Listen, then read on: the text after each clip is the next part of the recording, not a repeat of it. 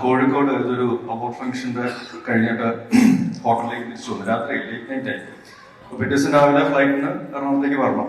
ഞാൻ കിടന്നുറങ്ങുകയാണ്. കുറച്ച് കഴിയുമ്പോൾ തട്ടുമുട്ടും ബഹളവും ഭയങ്കര സൗണ്ടൊക്കെ ഒരു റൂമിൽ നിന്ന്. ഞാൻ റിസപ്ഷനിൽ വിളിച്ച് പറഞ്ഞു, ഇവിടെ നിന്നാണ് ഈ സൗണ്ട്, അവരോട് മുന്നേറിക്കാൻ പറയാം. സാർ ബിജു മേനോൻ സാറിന്റെ റൂമിൽ നിന്നാണ്. ശരി, ഓക്കെ, കുഴപ്പമില്ല. ഞാൻ കിടന്നുറങ്ങി. കുറച്ച് കഴിയുമ്പോൾ എനിക്ക് ഫോൺ വന്നു റിസപ്ഷനിൽ. സാർ റിസപ്ഷനിൽ നിന്ന് ഞാൻ നേരത്തെ വിളിച്ച് പറഞ്ഞാണ്, സാർ ഒരു ഉപകാരം ചെയ്യാമോ? എനിക്ക് എന്താണ്?